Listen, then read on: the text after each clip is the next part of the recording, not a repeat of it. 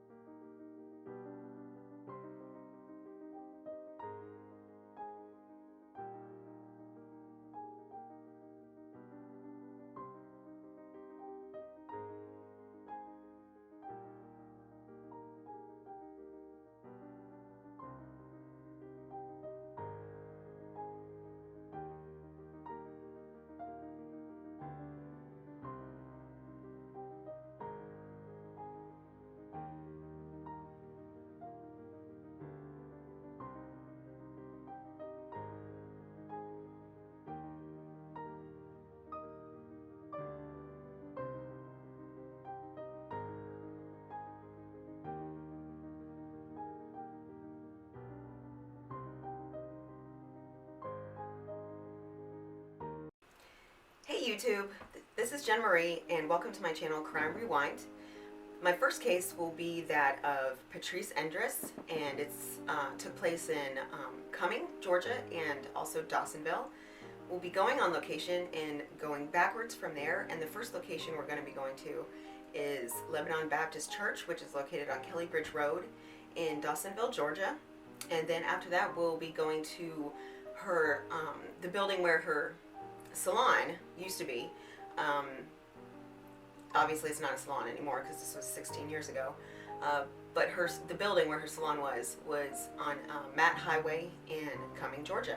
Discovered about 20 months, 600 days exactly, I think, to the day of her disappearance, which was April 15th, 2004, and then her skeletal remains were discovered December 6th, 2005 in the heavily wooded area behind this Baptist church. She is not affiliated with this church in any way that I could tell.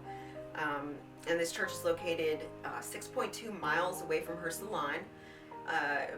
To drive there, it's about 11 to 13 minutes to drive over there, which is all back roads. There's no main road. It's not heavy traffic. So someone could drive from her salon to this church unnoticed. The person who discovered her remains, his name is Albert Clark.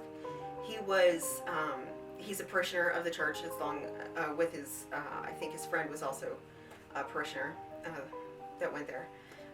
They were doing construction, I think, on the fellowship hall at this church. They were taking a lunch break and sitting on the back steps of the church when they noticed, as they were eating their lunch, they noticed buzzards or vultures circling this guy. You know how they like to do over a dead animal, I guess. They noticed them circling over something not far away in the woods, so they decided after they were done eating to go check it out, which I don't know exactly if that would be my first action, would be to go see what it is. But they went to go do that, and then they discovered that there was actually a dead deer in the woods. But on their way back, not far from the dead deer, Albert's friend said, "Hey, what is that right there on the ground next to you?" And he's looking around. He says, "I don't know. What are you talking about?" And his friend said, "That it looks like a skull." So they actually discovered her skull there on the forest floor, in the woods. So they called the police, Dawson County Police.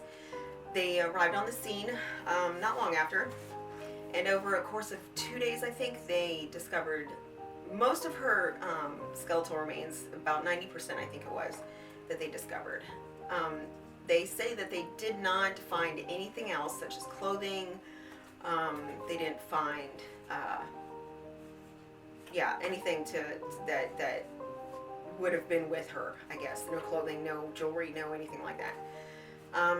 The next day, I think they confirmed that it was actually Patrice Endres, and they did this through dental records.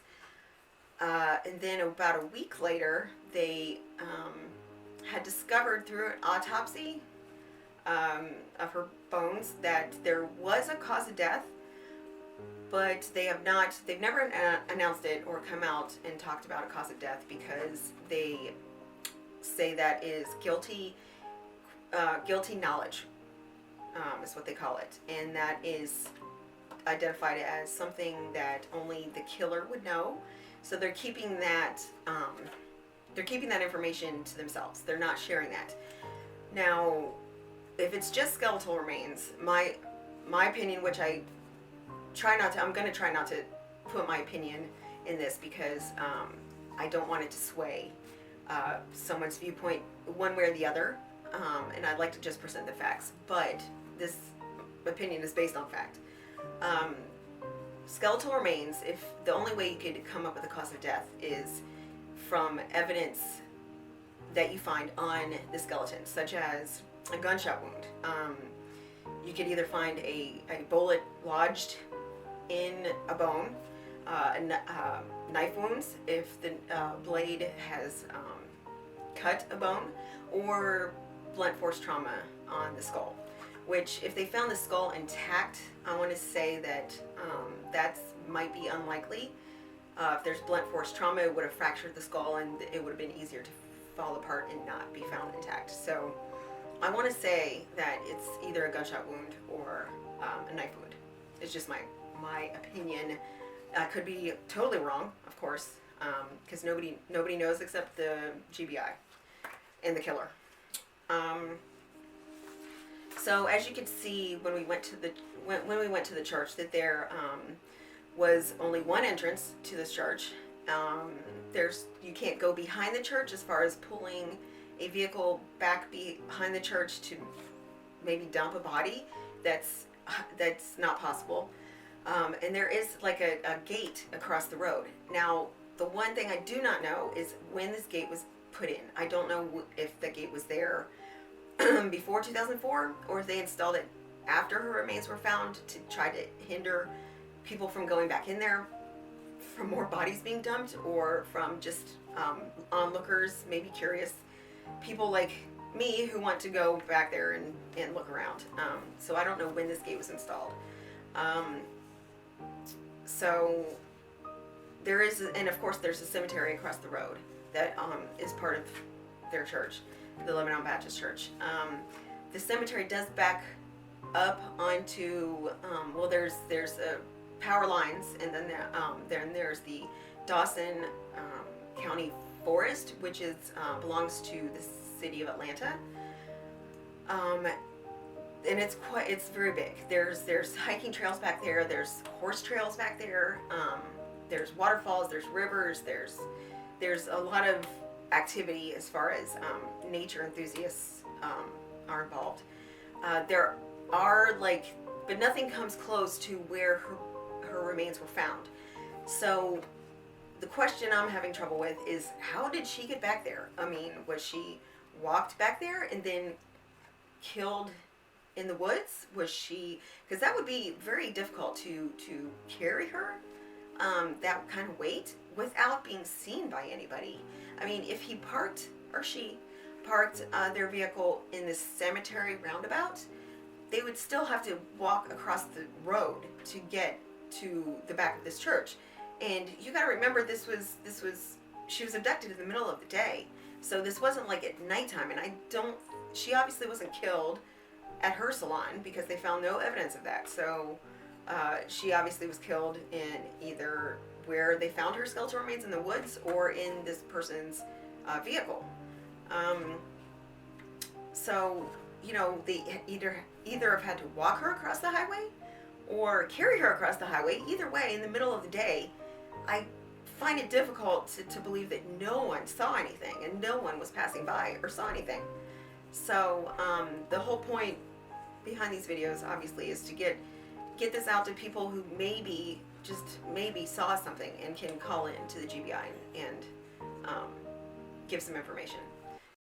Okay, everybody, here we are. This is Lebanon Baptist Church on Kelly Bridge Road in Dawsonville, Georgia. And this is the church. I assume that's the fellowship hall right there. there is a pavilion of some sort. And I do know from looking at pictures from the time of the murder that all this was here. I don't know about the playground set. The pavilion was definitely here. The fellowship hall had just gotten finished being built. Okay, this is the tripod set up at, we're actually at the cemetery across the road from the Lebanon Baptist Church, which you can see right there. And as you see, a car is about to go by, so you can see the road. That's where the road is. And this is the little dirt gravel road that comes up into the cemetery. And the road, it circles around. You can't really see it. There's my car. It's circles around, so it's a big roundabout, I guess you could say. Very tiny cemetery. Most of the graves over here are fairly new. Okay. So you can see a better angle of the gate. That's the only entrance to get over to the church. I'm back behind the church in the woods, and when I first came in here, first thing I noticed was the massive amounts of pine needles that are covering the floor. There's probably a good 2 to 3 inches of pine needles. It's very soft when you walk on it. There's a lot of fallen trees back here that have been down for a long time because they're squishy to walk on. And her remains were discovered in December, but she disappeared in April. So, and this is August, so it would look about like this. A lot of greenery in April. December, not so much. But it's hard to tell on camera. I'm standing at the top of a ravine, or hill, I guess you could say. Like I said, it's hard to see it, but this is a hill, and there's the bottom down there. I'm not gonna go down there because I'm just not gonna, I'm not gonna do that. I'm gonna sweep around and aim. See, this is kind of an incline, a hill. Now, you can't even see it.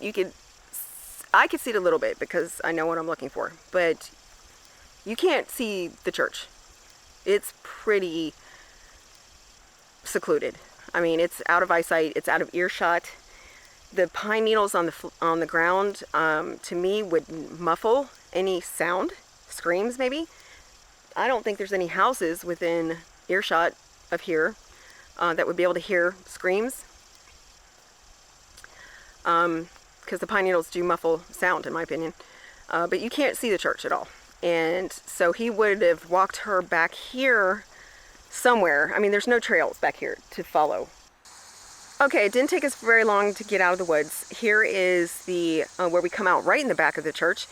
Back of the fellowship hall, there's the steps that Elbert was sitting on lunch break when he noticed the buzzards in the sky circling over a spot in the woods. Back of the church. As you see, there's no... I mean, you could come drive back here in a vehicle. You could. And seeing as how her remains weren't discovered until 600 days after her disappearance, any tire tracks that were left by a vehicle would be long gone. So it was possible. I don't know if I was a murderer or, you know, had abducted somebody who was trying to get rid of a body, if I would chance leaving that kind of evidence behind. I wouldn't, but we don't know what kind of intelligence level we're working with here. So it's possible. Hey viewers, this is Jen Marie, and we are back to talk about the Patrice Endres case. I had to come back to home, I guess, for right now, to take a shower, because after being at the church outside in hot Georgia weather, I was really sweaty, and there were ticks in my clothes, and I just I had to take a shower. So that is why I'm wearing a different shirt, and my hair looks different. And just to let you know, I'm aware that I'm wearing different clothes, and it may be confusing. Just want to let you know. Next location that we're going to go to is her salon, called Tamber's Trim and Tan Salon, and Tamber is actually her maiden name. Endres is her married name. but Tamber, she used her maiden name to name her salon. It is a salon that she owned, that she bought along with her husband Rob in 1996. She worked for other salons before that. But she was finally able to gather up enough money and capital to be able to buy her own salon, which she named Tamber's Trim and Tan. That is on Matt Highway in Cumming, Georgia, and that is Forsyth County. Patrice was abducted from her salon on April 15th, 2004. She had started her day, I think it was a Thursday during the week. She started her day like any other day after she dropped her son Pistol off at his high school, where he was, I believe, a sophomore in high school. She dropped him off at school, then went to her salon. Her first appointment was a woman named Pam Shepard, who had an appointment at 9. She arrived at the salon at 8:50. Her appointment, she was there for about almost 2 hours, I think, because Patrice was known to be very talkative with her customers. She even after the appointment was done, she was done doing their hair and cutting their hair and styling their hair, they always stayed longer to talk. And basically, she's very personable. She's a very talkative, personable, just an enjoyable person to be around. Everybody loved her. There were people who went by there just to talk, maybe not necessarily to get their hair cut, but just to talk. So she was there for a good 2 hours before she left. And then her next hair appointment for Patrice was a man named Paul Cantor, and his appointment was 11:10. His appointment didn't last very long. He left at 11:27 a.m. and this was verified by the police because he received a call on his cell phone as he was leaving the salon. So they were able to place the call at 11:27 a.m. and they verified that this happened. After this, there was a phone call at 11:35 placed by a customer calling the salon to reschedule an appointment that she had. I don't think it was an appointment that day. I think it was probably an appointment that maybe this woman had later on in the week or the week after, and she just wanted to change the appointment to a different day. And that phone call lasted for 2 minutes. Now, this woman said that Patrice was short with her on the phone, which was very unlike her. And Pam Shepard also had mentioned that during her appointment, she noticed that there wasn't anything really noticeable, but she did notice that Patrice was a little distracted during the appointment. She wasn't as talkative as she normally was. She just seemed kind of a little off. Nothing major, nothing that would raise alarm bells, I guess. But after obviously what happened, and they come back to question Pam Shepard, she's like, oh, but she did seem a little distracted to me. But nothing like super noticeable. It wasn't anything, crazy out of character. It was a little weird though. This customer that called at 11:35 to change her hair appointment, that phone call lasted for 2 minutes. Like I said, she said Patrice was short with her. Then another, I guess, customer. I've never been able to find that information out. Whether it's a customer, a personal phone call, I'm not sure. Somebody called the salon at 11:50. That phone call went unanswered. So law enforcement seems to think that that 13-minute window, which I've meant to say that Unsolved Mysteries did do a segment on this case that I think aired in July, called 13 minutes, and that 13 minutes comes from that 13-minute window of time where she ended the phone call with the customer at 11:37, and then 11:50 another person called and it went unanswered. So that 13-minute window, the police believe, is the time that she was abducted, disappeared. Guys, we are here on location at Patrice Endres' salon. It appears as if it is now a residence, so I apologize to whoever's house this is for invading your privacy. I'm going to be as quick as humanly possible. That is the side of the building, however, where Patrice backed in her Tahoe back to the side entrance on the side of that building for her to go into work. Each morning she went in through that side entrance. As you can also see, there's a lot of traffic on this road, and today is Sunday. The traffic coming towards me The male witness was driving past the salon at the time of her abduction at around approximately 11:45 a.m. on April 15th, 2004. He was driving this direction. He saw the blue Ford Taurus, he says, with the Tahoe facing perpendicular to this blue Ford Taurus. He saw the back of presumably Patrice standing out front on the side of this blue Ford Taurus. And then what he says he describes as a male with shoulder-length hair. I assume that he describes it as a male because he saw this person's face and it appeared to be a male to him. Now, there was another witness, a female witness, Tammy Fincher was her name. She said she was driving this direction, coming up over this hill. She was driving past the salon. She also witnessed basically the same thing as the male witness, only she described the blue car as being a Chevy Lumina, and she was very positive about the make and model of this car being a Chevy Lumina. And she also witnessed the blue car pulled in with the front bumper facing the front door, and Patrice's Chevy Tahoe in the spot that the other witness described it as being. She also saw a lady with dark hair, who we assume to be Patrice, standing on the passenger, close to the passenger side of this Lumina. And then she described the other person that was standing outside with Patrice as another lady, another woman. But if she is coming from, like I said, she is coming from up over this hill, that means she saw the back of the person that was standing outside the salon talking to Patrice. She didn't see the front of this person. So maybe that's why there's a discrepancy in whether this other person was male or female. She said it appeared as if maybe the situation was someone had tripped and the other one was helping the other one up, or maybe there was a physical altercation. She wasn't sure. She couldn't tell because obviously it only takes less than 5 seconds to drive past this establishment on this road. She said it felt to her like whatever was going on outside of the salon, it didn't feel right to her. It didn't feel normal. She thought about stopping, but she didn't because she wasn't sure of the situation, and she didn't want to stop and then have everything be okay, and then, she would feel silly. So she regrets it now, but Tammy Fincher couldn't have known possibly what was happening at that moment, that Patrice was getting abducted. She couldn't have known.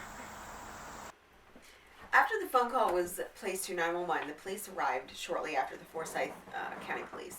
They arrived shortly after to find the salon empty. Patrice was nowhere to be found. They did find certain things that was questionable. However, they didn't show up and there wasn't an obvious crime scene to have taken place.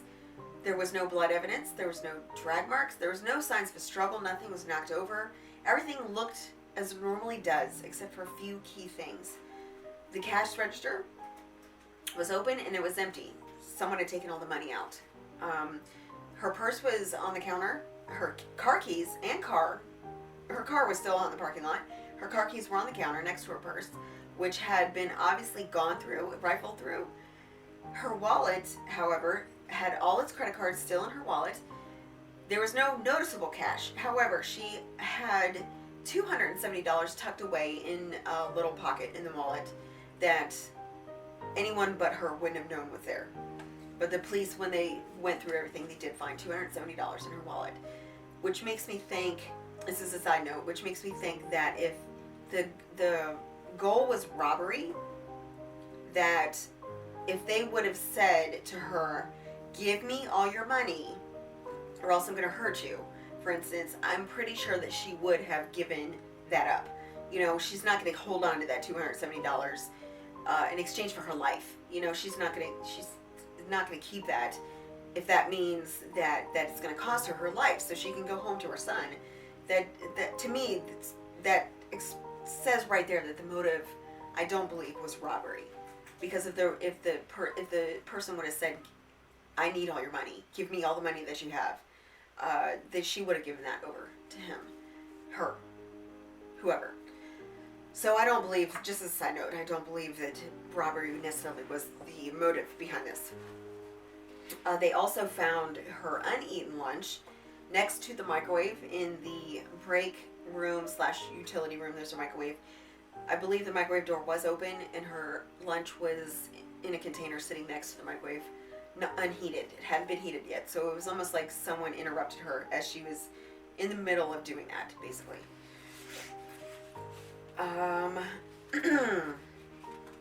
Now, the police did eventually find out that she drove a Chevy Tahoe, a black Chevy Tahoe, which a Tahoe is a big SUV. It's, I believe, to be 3 rows, so it's fairly big. And this is what she drove.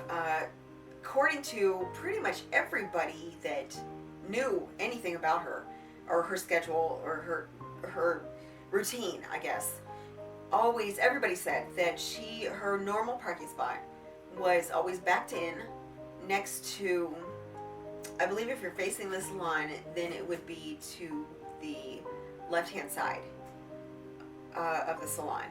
She backed in to the side of the salon because that is where the side door was, and so she didn't go in through the front door of the salon when she opened up every morning. She went in through the side door, was how she went in.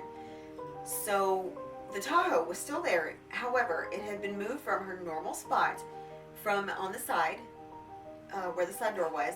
It had been moved actually up front, facing westward, in a westward direction, which was abnormal. That wasn't her normal, where she normally had it. And I believe that's, according to Pam Shepard and Paul Canner, that wasn't where her Tahoe was when they were there. So her Tahoe was in the normal spot when they were there, and when they had left, it was in the normal spot. But for some reason, it was moved from her normal spot up to the front, facing westward in the front, which is weird. I mean, it's not normal for her.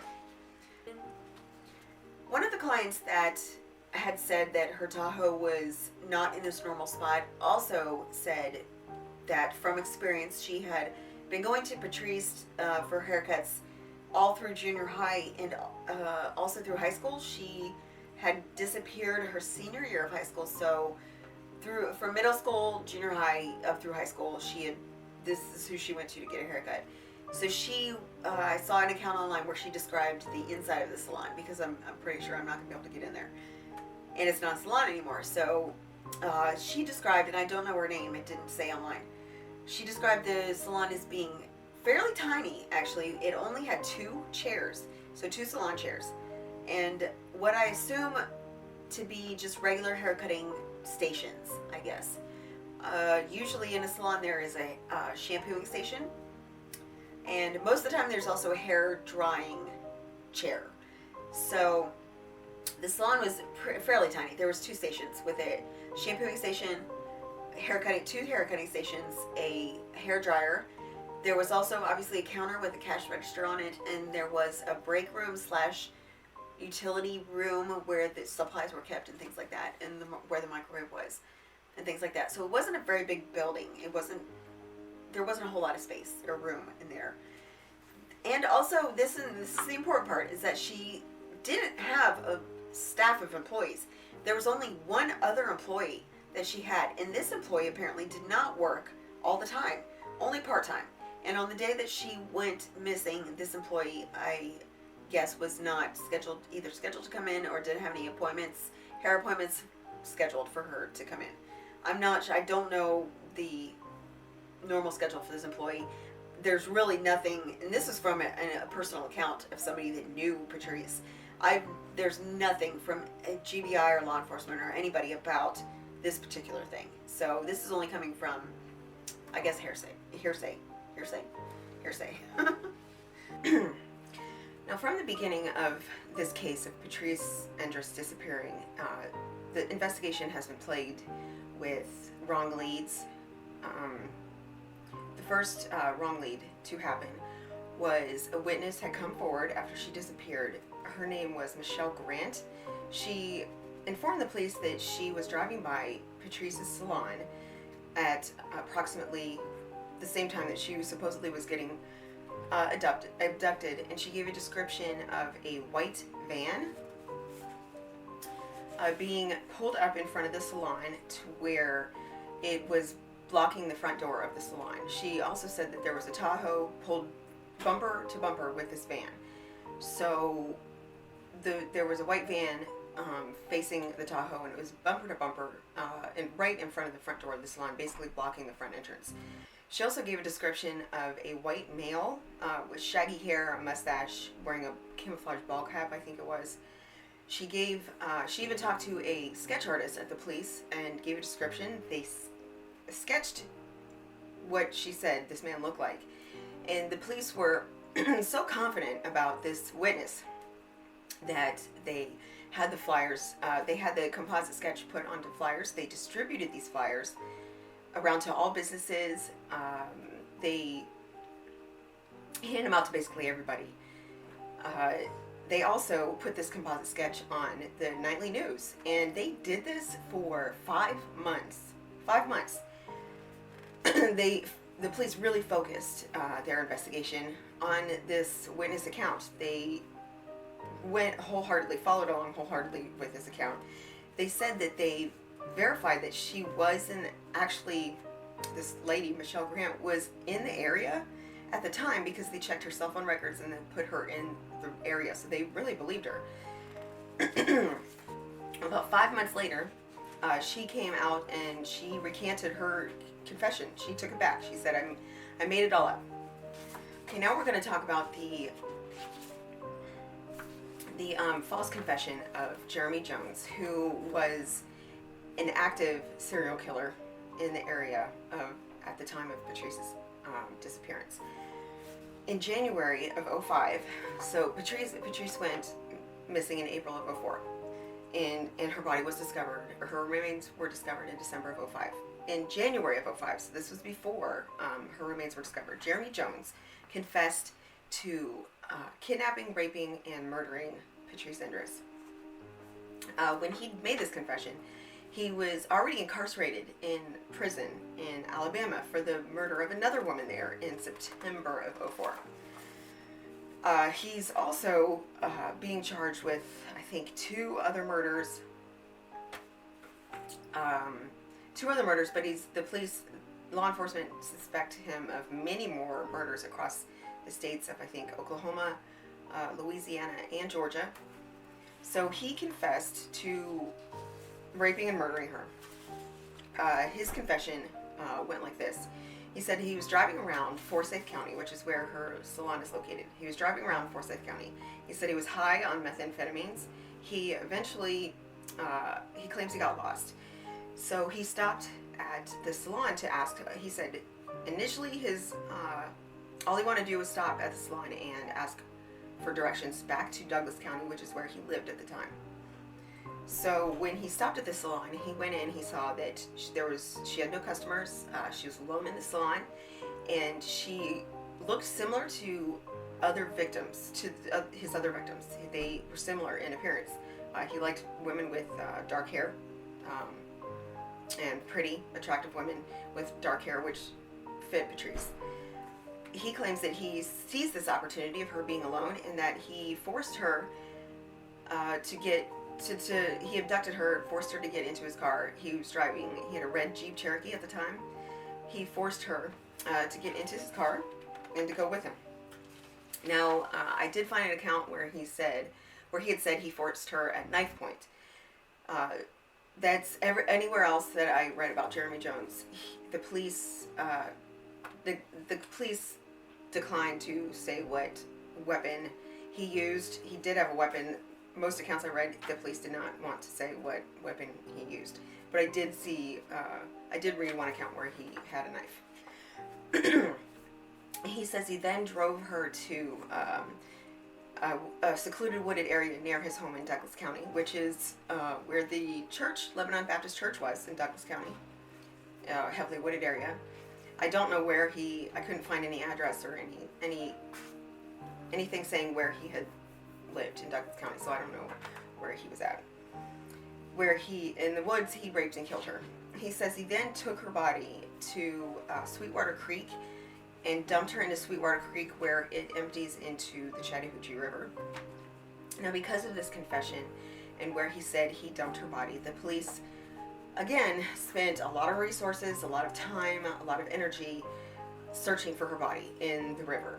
They brought out divers. They dived in the river in the area where he said he dumped her.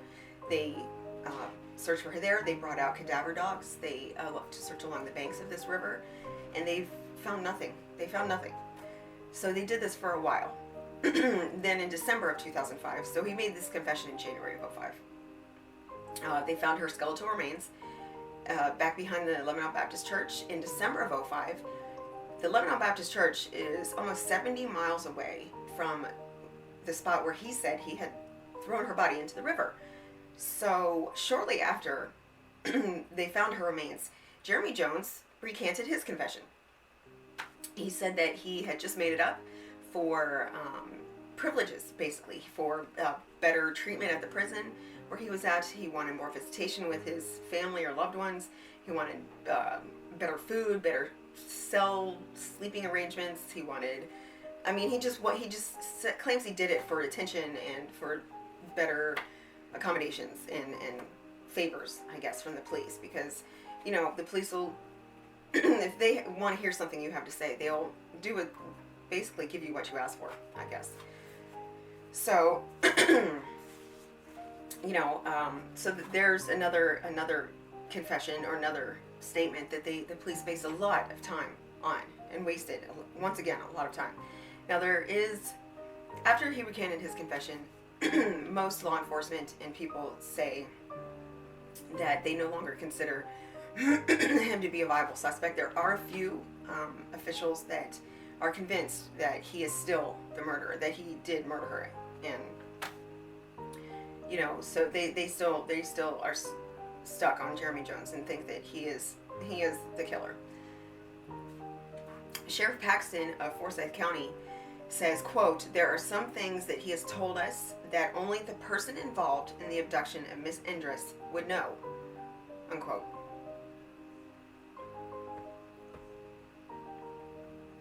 So to me, that's interesting that Jeremy Jones has information that the police aren't divulging to the public and to anybody else. That there's information that Jeremy Jones apparently knows and is the part of the guilty knowledge that I was talking about earlier. The guilty knowledge of that they're not discussing with anybody else. And apparently he knew some of this. I don't know how. If he didn't do it, I don't know how. But I think this is why some law enforcement officials are stuck on, they can't get past that fact that he knew things that only the killer would know. Another potential suspect that we're going to talk about was the serial killer Gary Hilton. Now, Gary Hilton did not make a confession. He did not confess this murder. The only reason why law enforcement made him a viable suspect at one time was that he was a serial killer working out of that area of Douglas County and Forsyth County. But they have been unable to tie, there's no physical evidence tying Gary Hilton to her abduction or murder. So I think they eventually discounted him as a suspect. He was in prison also not at the time that she had been abducted, but he is now in prison. I think he's on death row, actually. He had abducted, one of the cases was he had abducted, tortured, and killed a woman in Dawson County. And he was actually known to have been in the area of Forsyth County at the time of her disappearance. And her salon is located in Forsyth County. He has stated to investigators, because they interviewed him several times, I think three times total, they interviewed him to ask him, did you do this? He said, in some of the statements that he made to investigators, was that he liked to, one of his things, how he survived and how he made money, was he conned people out of money. And he did this over the phone, and one of his favorite places to go in person to con people out of money was hair salons, which, of course, this raises a red flag. Hair salons, to me, they wouldn't seem to keep a lot of money on the premise. I don't know. I don't know why he liked hair salons so much. He was known to hunt for people, hunt, which is just disturbing. And he would kidnap basically a woman if the opportunity presented itself. He would go ahead and do it. He has also no alibi for. He was not in jail on the day of her disappearance. He has no alibi. The police have not been able to alibi him. But he also, like I said, he has never confessed. There is no physical evidence connecting him. They don't think at this point that he is a likely suspect. So now we're going to talk about the people involved, the people close to this case. There's a couple main people. The first one is Pistol Black. Pistol Black is Patrice's son. His real name is Delvis Wade Black. Pistol is his nickname. He's always gone by that name, Pistol, even in school. That's just what his name is. He was 15 years old when his mother disappeared. For a long time, it was just him and his mother. They were extremely close. She was very involved in his life. She always went to all his, I think he was in track, went to all his track meets, went to any games of sports he was involved in. Very involved. She took him to school each day, picked him up. They were just very close. They were by themselves and together every day for a long time. And Pistol, he just, when you see interviews of him talking about his mother, it's obvious that it's still, to this day, it's very emotional for him. And he still misses his mother very much, and he wants to know what happened to her.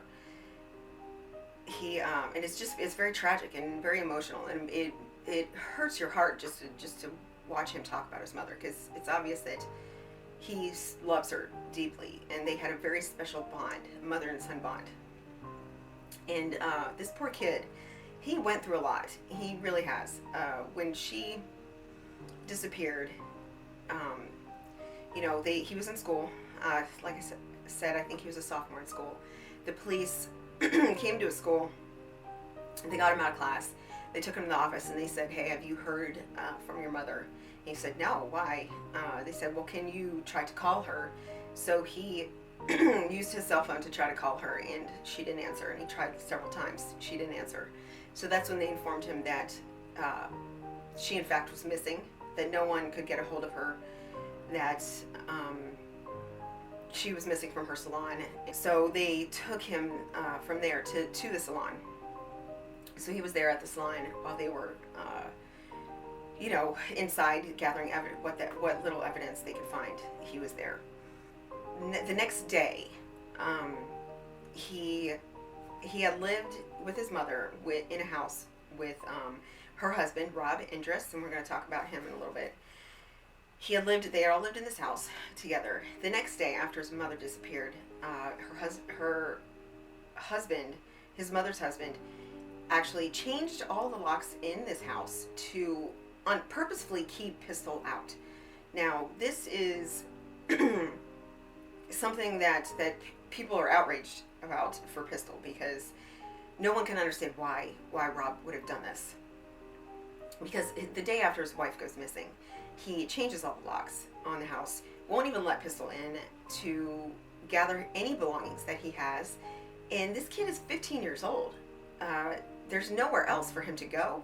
And I actually don't know, I couldn't find anywhere about what he did that night that he got locked out of his house.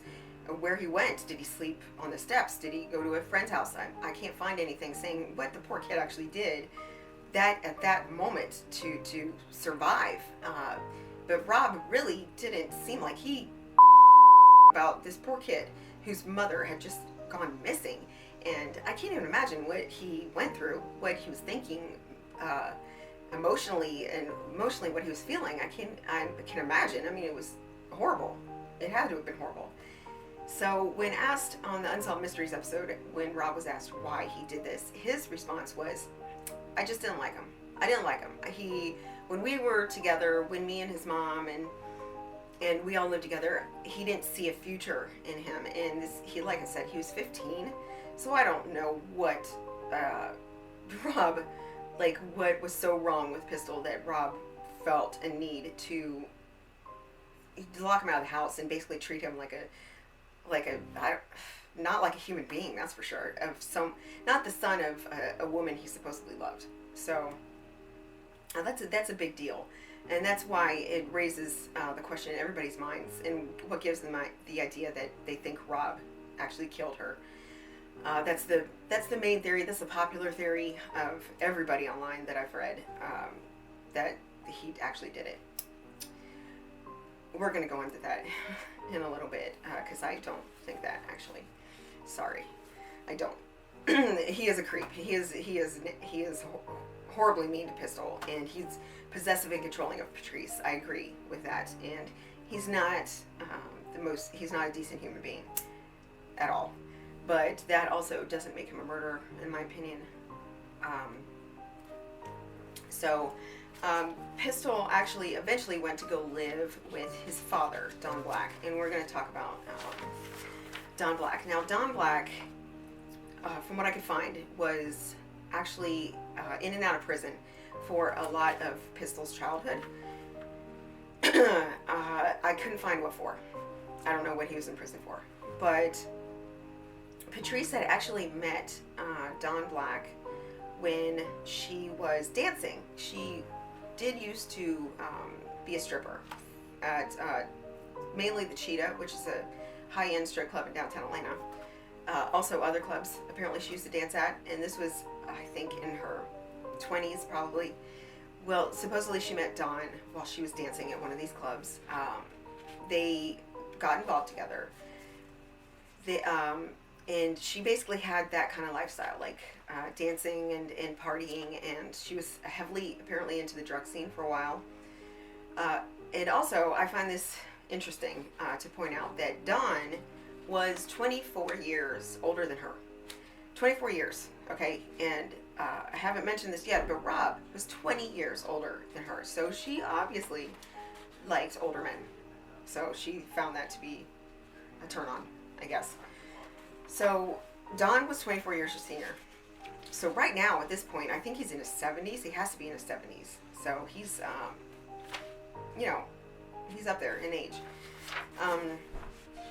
He has a farm in Douglasville, Georgia, and Pistol eventually went to go live with his father. But he had immediately after Rob locked him out of the house, he went to go live with his maternal grandfather, Richard Tamber.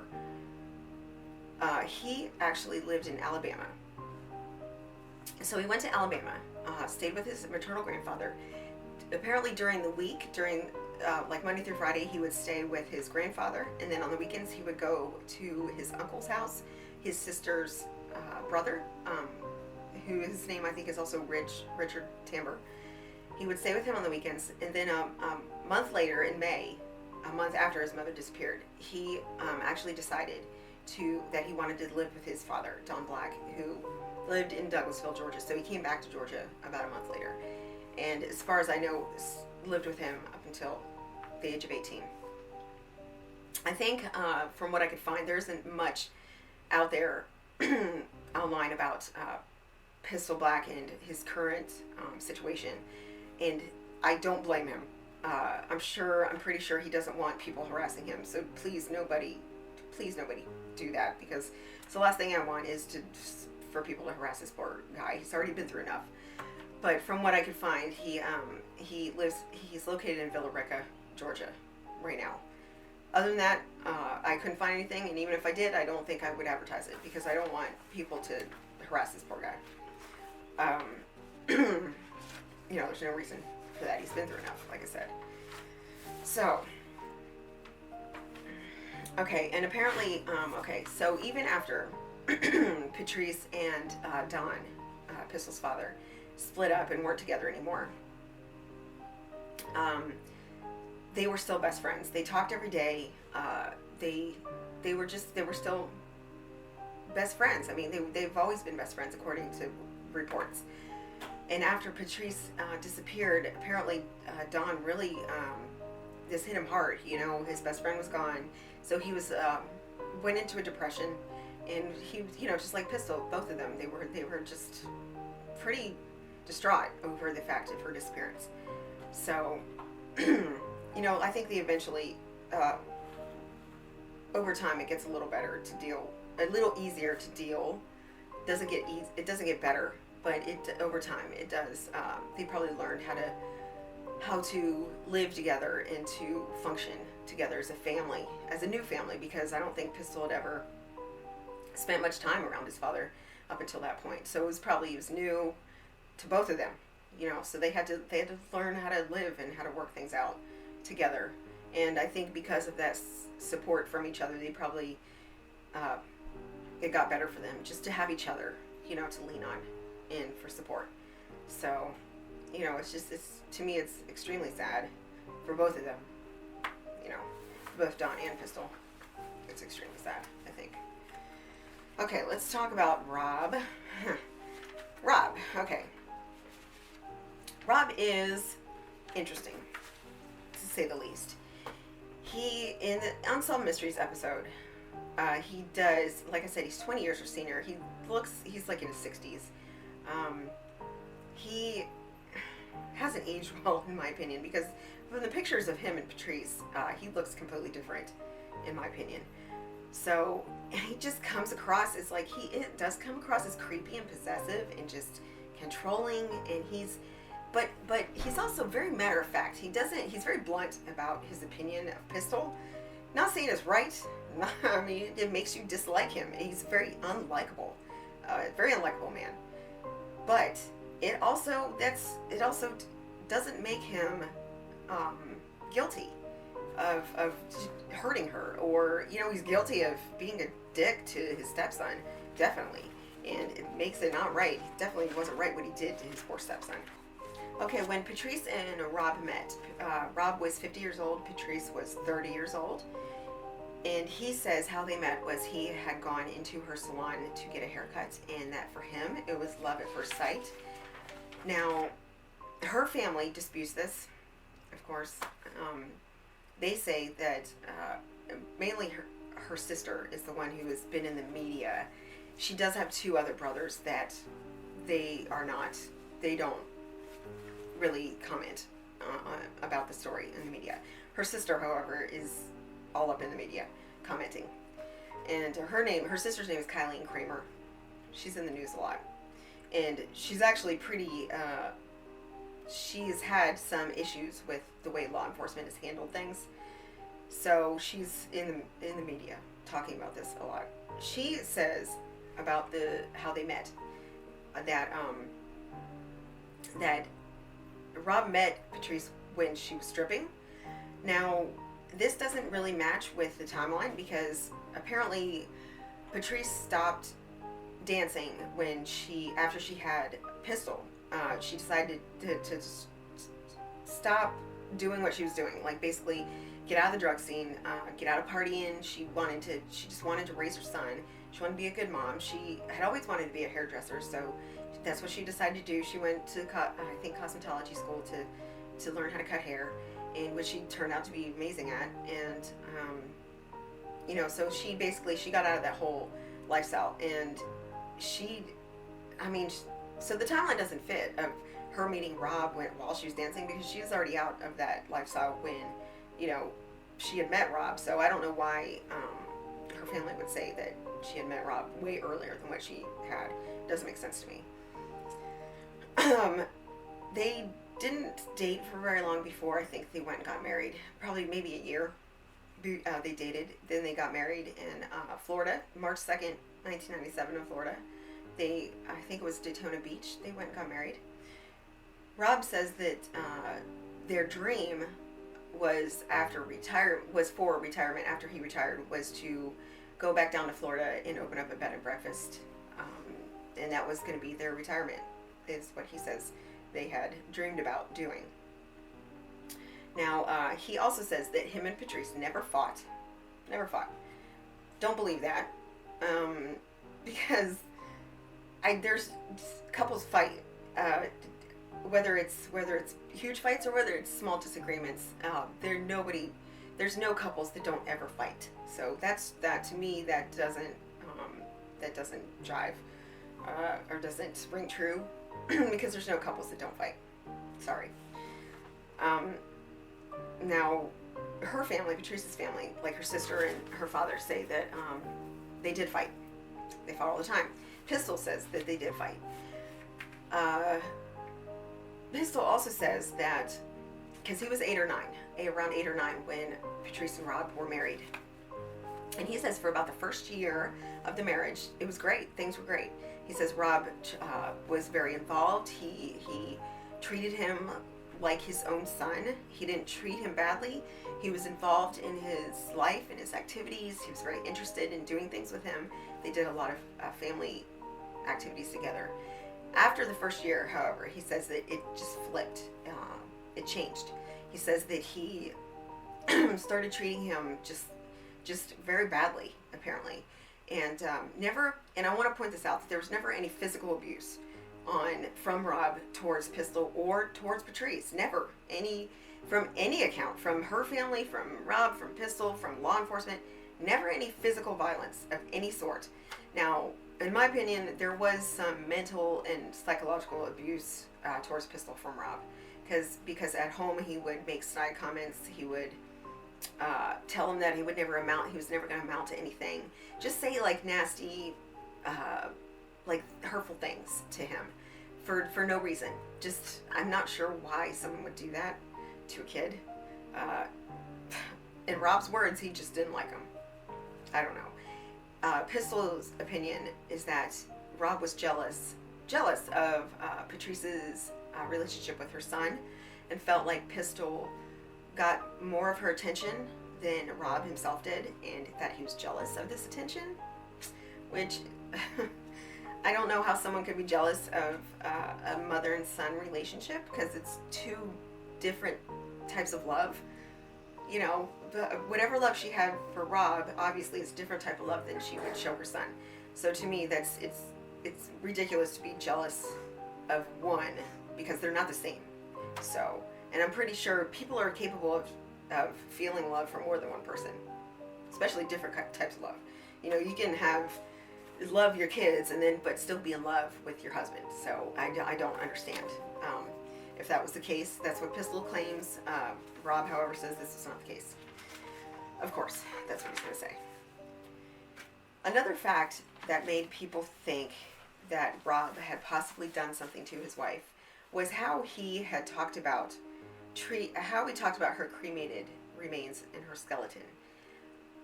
After her remains were found, and the police had released her skeletal remains to the next of kin, which was Rob, because they were married. So her husband would have been her next of kin. I know that Don Black, along with Pistol, had, after he sued for custody, or not sued for custody, but retained custody of Pistol, they then tried to sue Rob for her belongings, her possessions. They basically wanted all of her stuff, you know, and they lost. They lost in court because technically Rob was her next of kin, and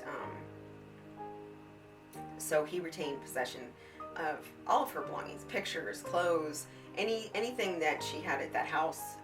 He is held on to, including her remains. He got possession of her skeletal remains.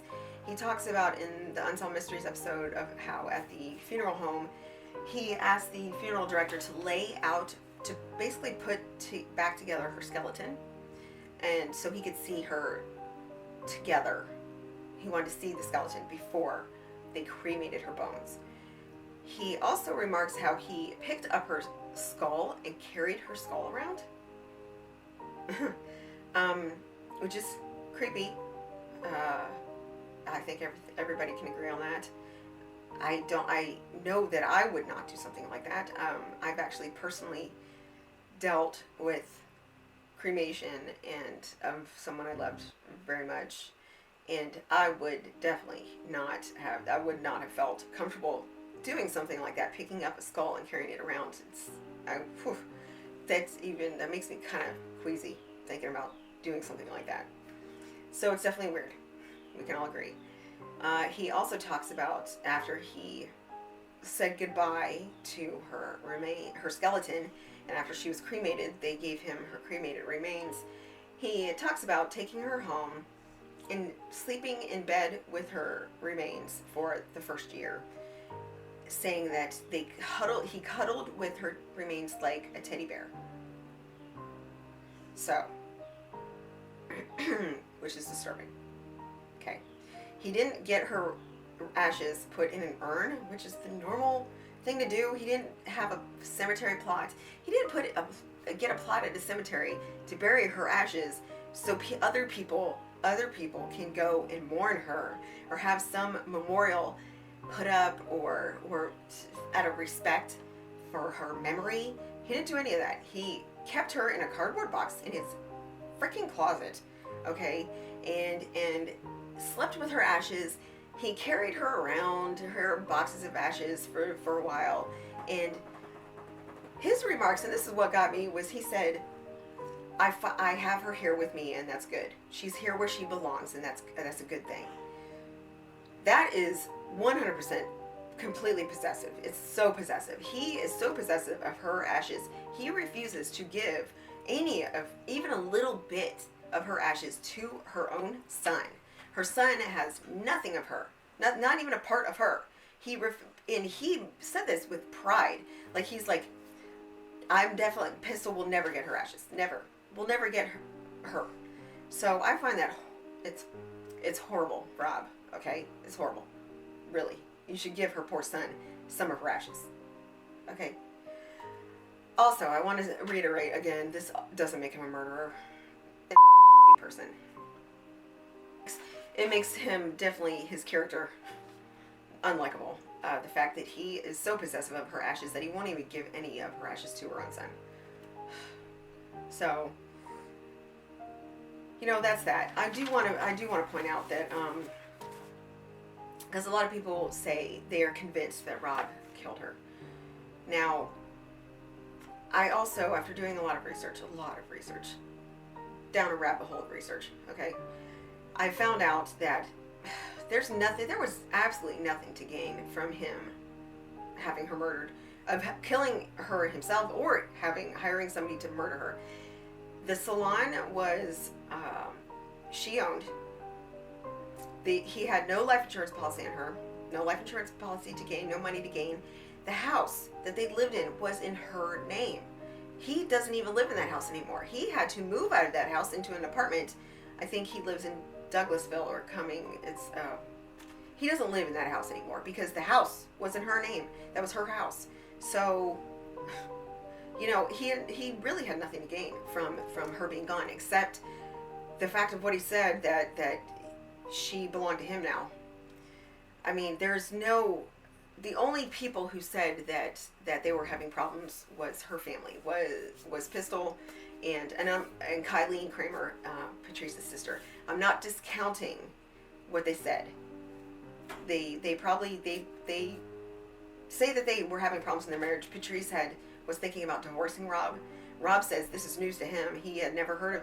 She never said anything to him. They weren't having problems as far as he knew. It's hard because I believe both of them. I believe Pistol when he says that they were having problems and his mom was going to try to get a divorce. I believe him, and I believe Rob when he says this is news to him, because you can tell when most of the time you can tell when someone's response seems manufactured or made up or untrue. And to me, Rob rings as being sincere in his responses. And I know y'all are gonna hate me for saying that, and that's not the popular opinion, but that is just my first initial reaction of what I felt. Is I'm like, I do believe that he that was news to him. Maybe he didn't have a clue that maybe Patrice was gonna get a divorce. I don't think that he thought that. So it doesn't make sense for him to kill her so he can have her ashes forever. Because I really believe that to him, there weren't any problems in the marriage. They were happy as far as he knew. So, I think him carrying her ashes around, keeping them forever is creepy. I don't think that he killed her in order for that to happen. There is something interesting that the police that belonged to Patrice that should have been with her remains, when her remains were discovered, was her wedding ring. Her wedding ring has never been found. The police did not find it when they were covering the ground behind the Lebanon Baptist Church. They did not find her wedding ring in the dirt with her remains. Personally, once again interjecting my opinion, I think the ring is still there. I don't think that the killer took her ring. I mean, it's possible. It's possible the killer took it as a souvenir. I don't think that is likely. I think the ring is somewhere. So that is my first case, Patrice Endres. I hope you learned something. I hope I helped with the information that I was able to come up with. Like I said, I try not to put my opinion in here. I know that I did at certain spots. But I want everyone who watches this to don't take my word on it. Do your own research. And you find out for yourself. Maybe you can come across something that I was unable to find. There is so much information out there on this. So please don't forget to keep watching my videos, and also subscribe. Please subscribe, because I will have more videos every week. I'm not sure what day is going to be my weekly upload date. I haven't quite decided on that yet, but continue to check back. Click the notification bell. You'll get a notification when new videos come out. Please subscribe, and this is Jen Marie. Thank you for watching my channel, Crime Rewind, and I'll catch you on the flip side.